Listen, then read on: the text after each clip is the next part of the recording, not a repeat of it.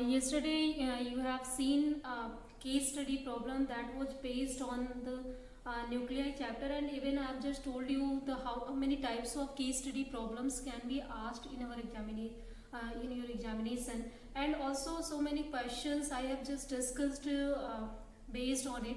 So I think at this time now you are clear about the case study problems, which types of questions can be asked in your examination. And from today let's start some revision topics, some important topics that can be asked in your board examinations. And even I just felt that on these topics your basic knowledge that's are very weak, so that's why I take it as a revisions. And let's see them one by one, which topics can be asked in our examination. So first of all, the chapter just I have taken, that is the semiconductor devices. So the in semiconductor devices, the first important topic that is that can be asked, that is the p-n junction diode. Or before this, other one thing that is important, the band diagram of solids.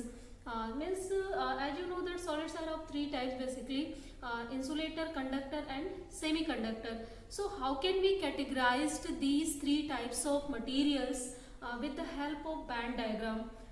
You have just known already how can you categorize them with the help of conductivity, with the help of resistivity. Like in case of semiconductors, as there are a large number of free electrons that are available for the conduction, so that's why when we have a huge amount of charge carriers that can carry the energy with them, so that's why there the conductivity is very high in case of conductors. And in case of insulators, as you know that there are very few number of valence electrons or free electrons that are capable to carry the energy with them, or simple means very few electrons are available for the conduction, so that's why conductivity is very low there.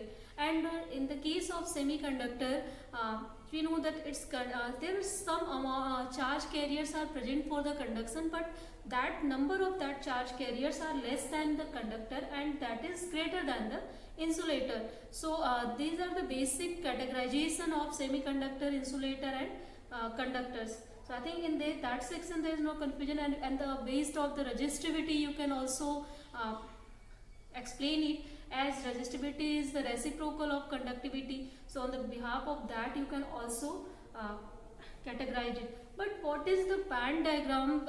As you know that according to the orbital theory, electrons can have actually lie in the space or in the region in which they are belonging. So suppose that we have some space like, or for example, let's do an electronic configuration for this. So 1s2, 2s2, 2p6, 3s1.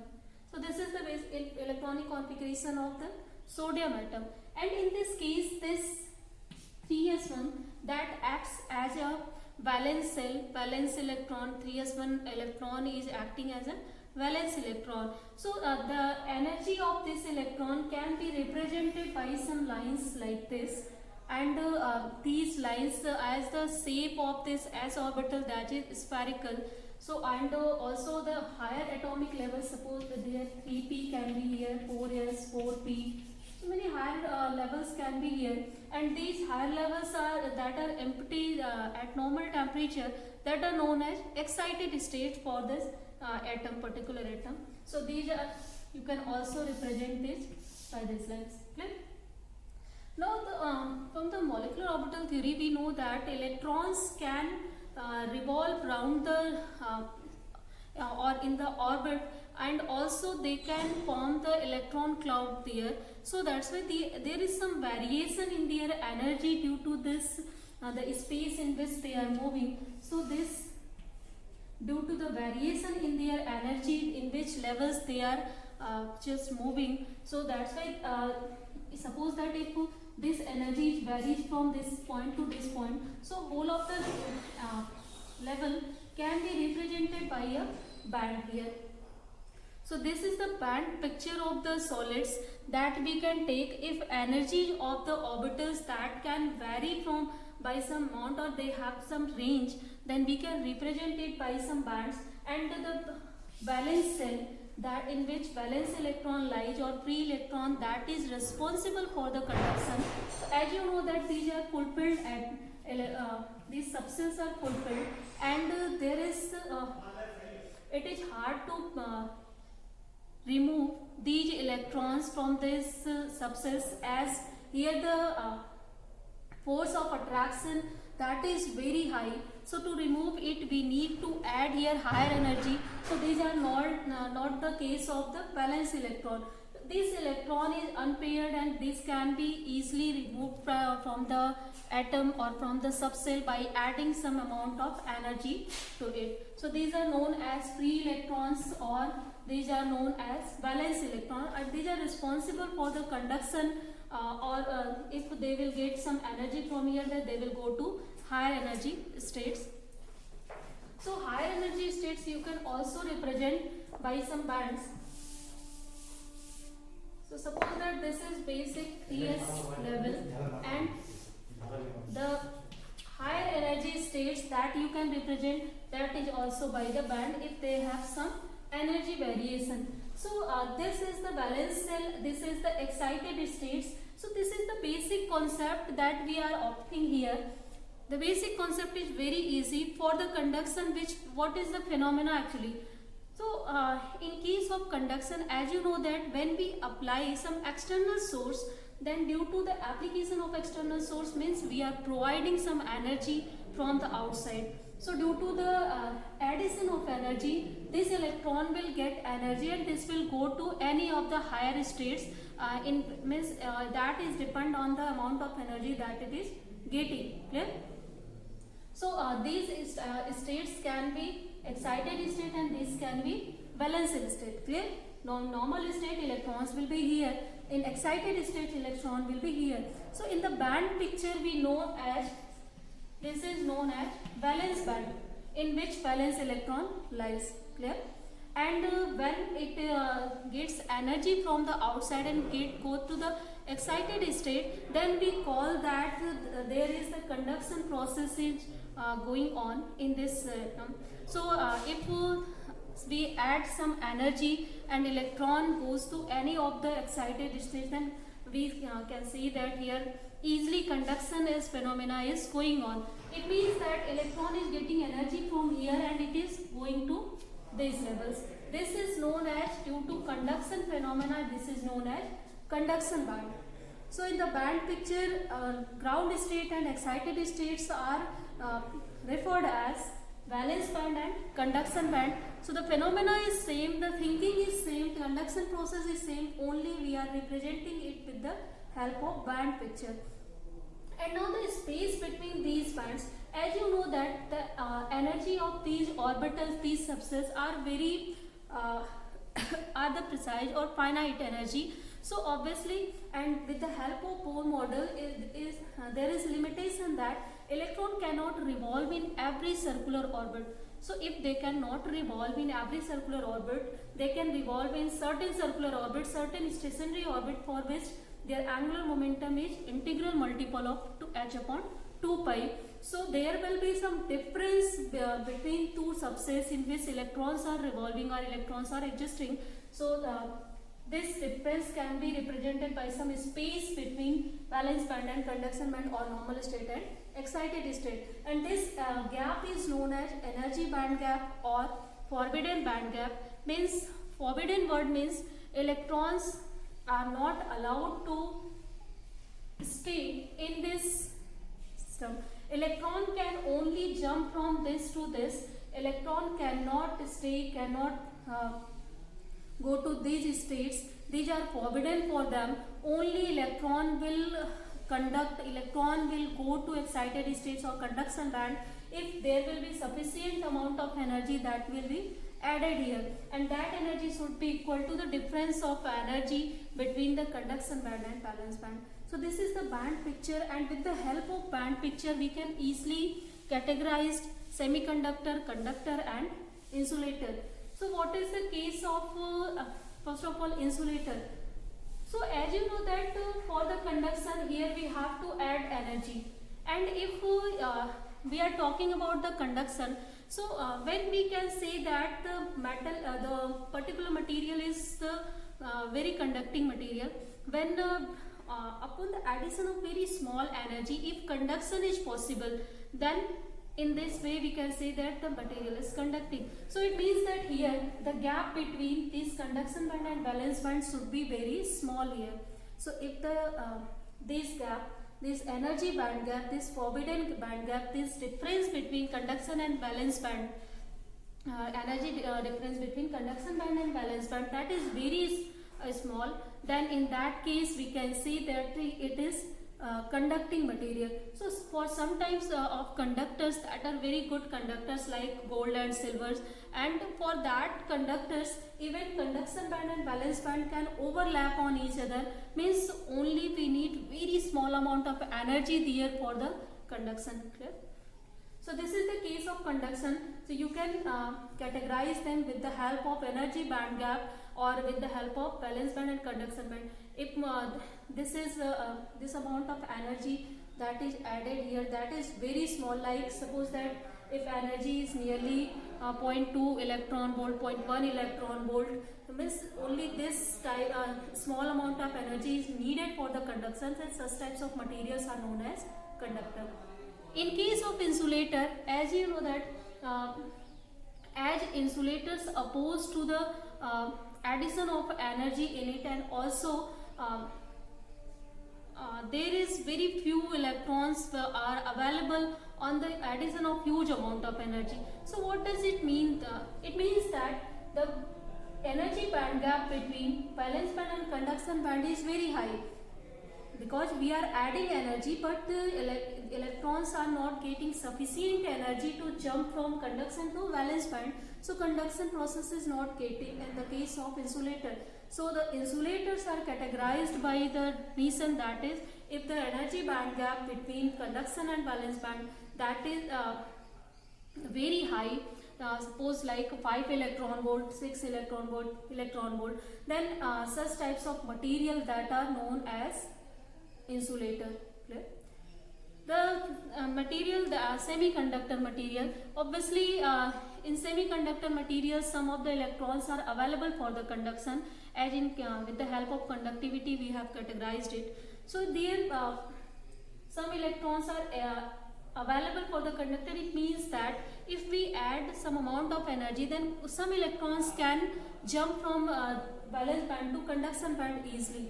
It means that the difference or energy band gap, forbidden band gap between conduction and valence band is not that high as the insulator, but it is even greater than the conductor. So here the energy band gap that is nearly 1 electron volt, 2 electron volt, or 0.5 electron volt. So such types of energy needed here for the conduction, means at room temperature they will just behave just like the insulator, but at higher temperature, if temperature is increasing, then with increase in temperature as some of the electrons will get energy, so due to that energy they can jump from valence band to conduction band easily. So the basic here means some electrons are available for the conduction here. So the energy band gap means at higher temperature they will behave like the conductor, but not as a good conductor, but they will behave just like the means conducting phenomena can occur here.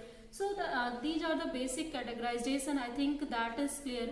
So this was very important topic. There questions can be asked based on this. Categorize semiconductors, insulator and conductor with the help of band picture of the solids.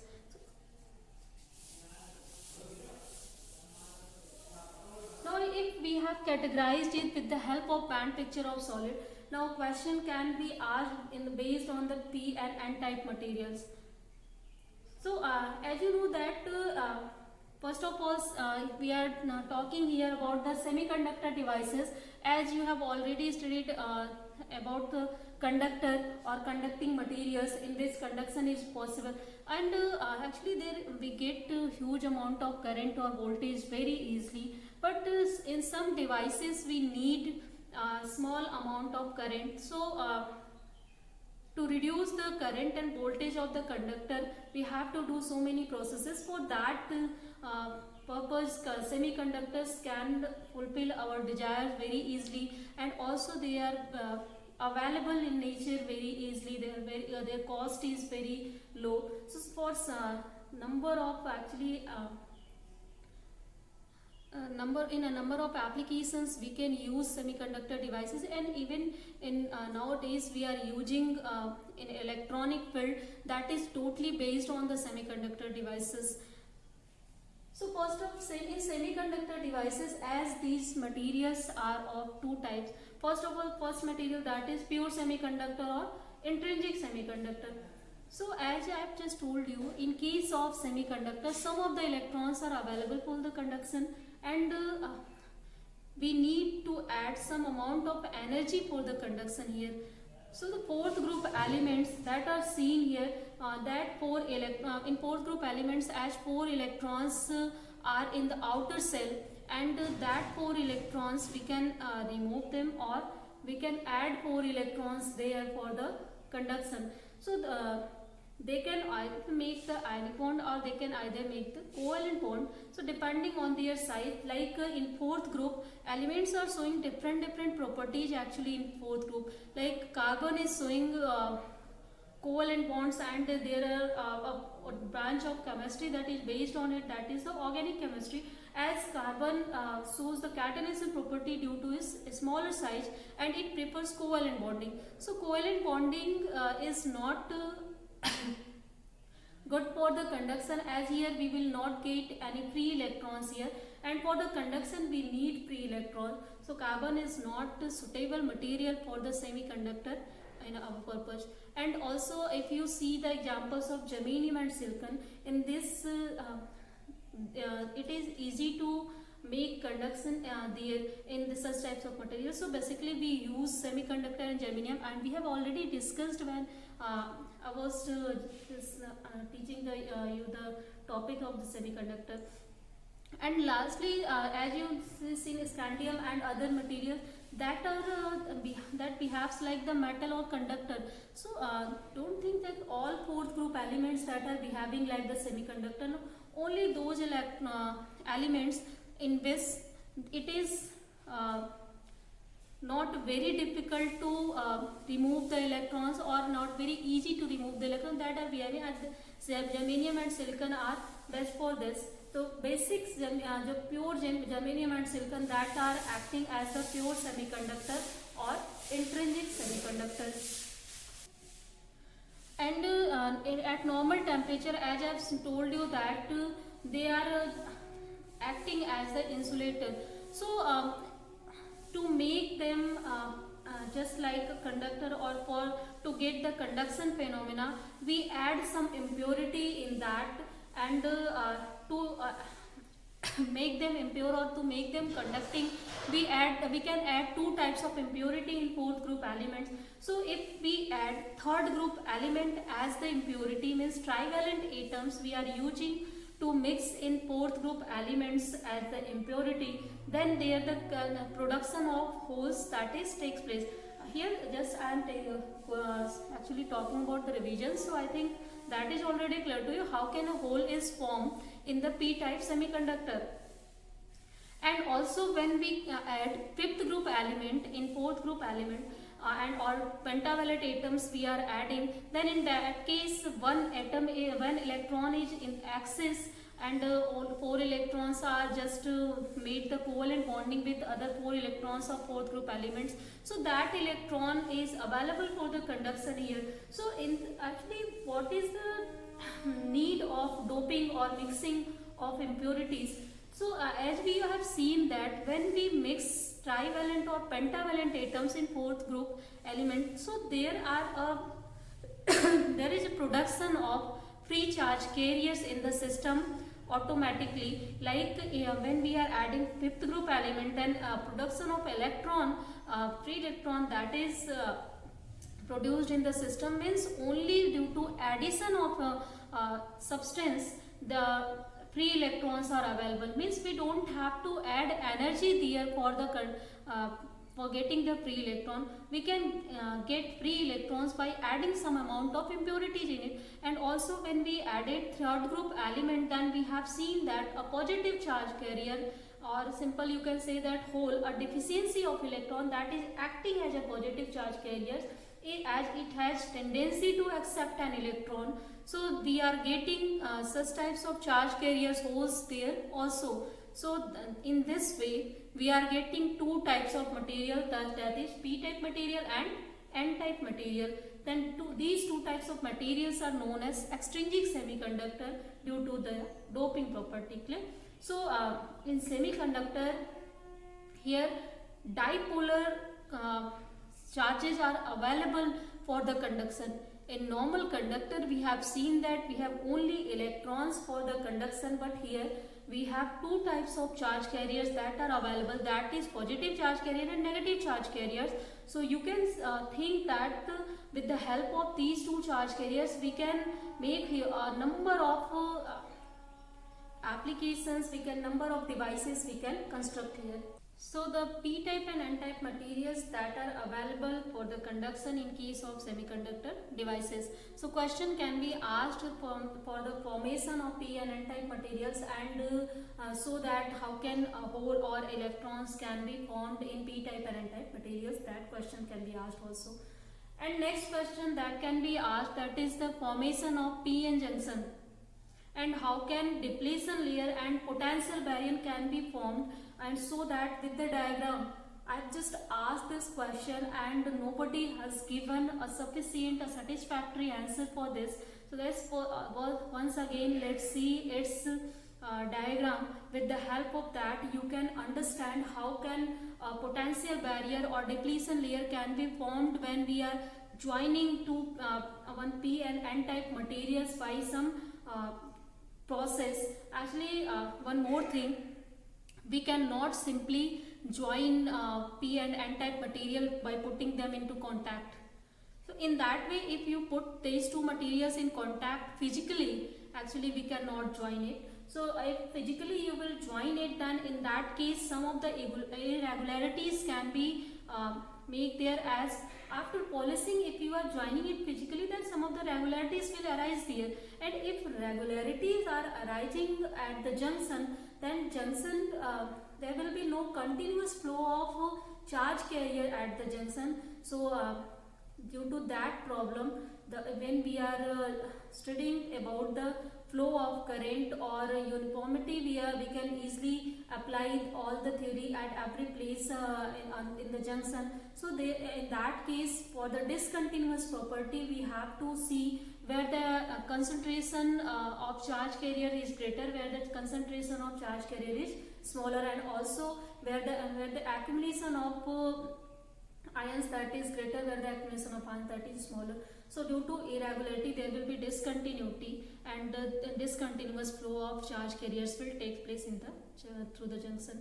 So that's why we cannot join them physically. First of all, we join them only by some process. There are some processes for the joining of p and n type materials. So here we are not going to discuss that actually. Here first of all, let's see, if suppose that by some process we have joined them, then after joining them, what is just going on in p junction diode. So suppose this is p type material, this is n type material we have. Now we have joined them by some process. Clear? Now when we join, first of all let's denote the acceptor ions and also a hole attached with it. So acceptor ions that can be denoted by this, and a hole is attached, and hole, this is known as acceptor atom here. As why its name is acceptor, and its tendency is to accept an electron to fulfill its octane to obtain the stability. So when it will get some electron or to this deficiency of electron at the position of hole, then it will be converted into the negative ions. Clear? So with the help of this diagram you can easily understand that. So that's why don't try to make it complicated.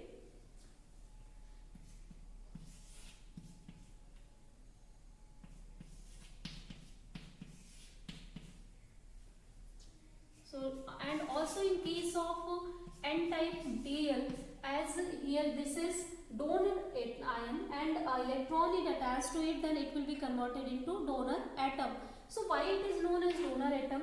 As it has an excess of electron. So and to complete its octet, it need only 8 electrons. It has 1 electrons in excess. So that's why it will have always tendency to remove this electron.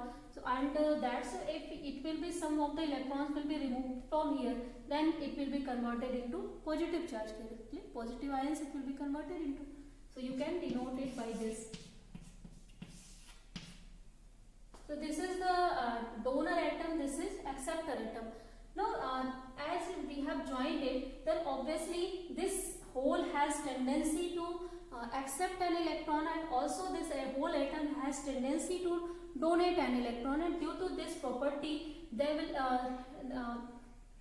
will move to this direction, and this will move to this direction to accept an electron or to donate an electron. And due to that, when suppose that this electron is now filled this hole or deficiency of electron, and after that obviously this donor ion that will be here and this acceptor ion that will be like this. Now electrons and holes that are disappeared. Clear?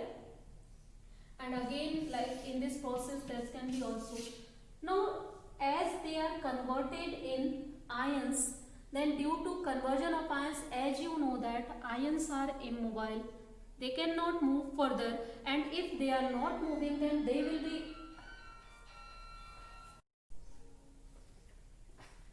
so as these ions are accumulated at the junction, as they are immobile, then obviously due to their accumulation, as you are seeing that here negative charge carriers, here positive ions that are accumulated. So at this side of junction, here positive potential and here negative potential will be generated, and also due to their accumulation, now further this positive charge will repel this positive charge carriers, and this negative will repel this negative, means negative ions will repel negative charge carriers, positive ions will repel positive charge carriers, and now they stop further movement of any acceptor or donor atoms from here, and also due to that no current is obtained now, and that's why you can say that a barrier is formed for the for the atoms and charge carriers for their movement or for their recombination, and we call this barrier as the potential barrier. And in the region in which these ions are depleted, these ions are accumulated, that is due to their depletion here in this region. So this region is known as depletion region. And as I just told you that due to accumulation of these positive charges, here a positive potential that will be developed, and here a negative potential. So due to this potential generation from here, due to these accumulation of these ions, it is just like that you have two metal rod, and at one metal rod here there are positive ions that are accumulated, and at one end negative charge ions are accumulated. So obviously due to that accumulation, one will be act as a anode and second will be act as a cathode. So here a production of voltage or potential is developed the system, and this potential is known as barrier or junction potential. So in this way you can represent it by help of the diagram, by help of some steps of diagram. How can the formation of depletion region and how can a formation of barrier potential or barrier junction potential is formed in the case of PN junction diode. These are the primary thing, and after that you put biasing on it to remove this depletion region or further to get the further conduction in case of diode.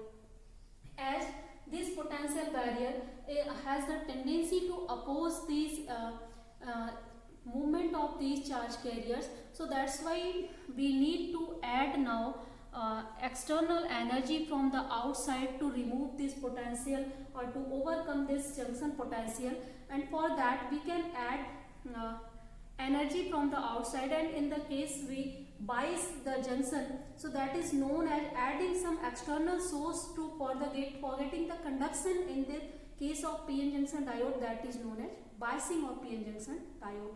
So in which way we can bias here?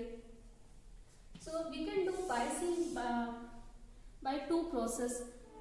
We can add, or sorry, we can join this terminal P terminal with the positive terminal of battery and N terminal with the negative terminal of the battery. Clear? So in this way, if we are joining P to positive terminal of battery and N to negative terminal, then this types of biasing is known as forward biasing. And in the second way, if we add we join positive terminal to the P type side with the negative terminal of the battery and N side with the positive terminal of the battery, means in the just reverse order, then that is known as reverse biasing. So two types of biasing is obtained to get the conduction, and even that two types of biasing has the different property, different resistivity, different resistance, different types of conduction, different types of phenomena. So you have already studied about that, like when we join it in forward bias, then this forward potential will oppose this junction potential, and due to opposition after some voltage it will overcome it, and finally these charge carriers will be free to move, and we can get conduction very easily. So in forward bias, due to this we get a large conduction, and the current in the order of milliampere here we have obtained. But in the reverse biasing, when we add join P type to negative and N type to positive, in this way this potential will support this junction potential, means the strength of potential barrier is increasing in this biasing, and in that way if the potential junction barrier is increasing, it means that it will further oppose these charge carriers, and also the region of them, that the space of accumulation that will be increased here. So the width of depletion region that is increasing in the case of reverse biasing, and also junction potential increases firstly. And when a sufficient junction potential that will be developed, and due to that junction potential some electric field will be developed in the system, and due to that field some charge carriers or covalent bonds will be break down in the region, and due to their breakdown, it is a breakdown is occurred here, and the charge carriers are now further free to move at that point. Means at some electric field, at some potential, when breaking of covalent bond takes place in the junction, between the junction, then that time that incident is known as avalanche breakdown in case of PN junction diode. So in reverse bias you have seen the case of avalanche breakdown also. So in this way, but here the current that is obtained after some voltage, when this breakdown condition is occurred, and suddenly current increases there. Clear? And further, if we are increasing the potential, and further the electric field will be increases, and further covalent bonding will be breaking down continuously, and the current will increase. In this way, here current is obtained in the order of microampere. So we are seeing that in case of forward bias, current is 1000 times greater than the current obtained in reverse bias. So both of the currents can be used according to our need. Where we need less current, small current, then we can use their reverse biased junction, and also where we need a large amount of current, we can take the forward biasing there.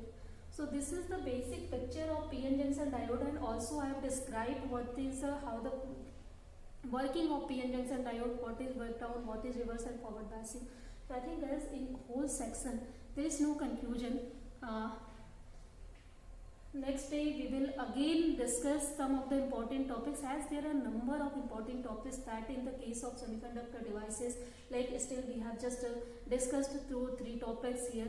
After that, here the special purpose diodes we have, and also we have rectifiers. So there are also a number of topics, so we will discuss them in next classes. Take it as the revision and do your revisions for the board examinations. You have no time for that. So guys, just take it seriously and do hard work. So let's end the class here today, and next classes we will see some next important topics. Thank you.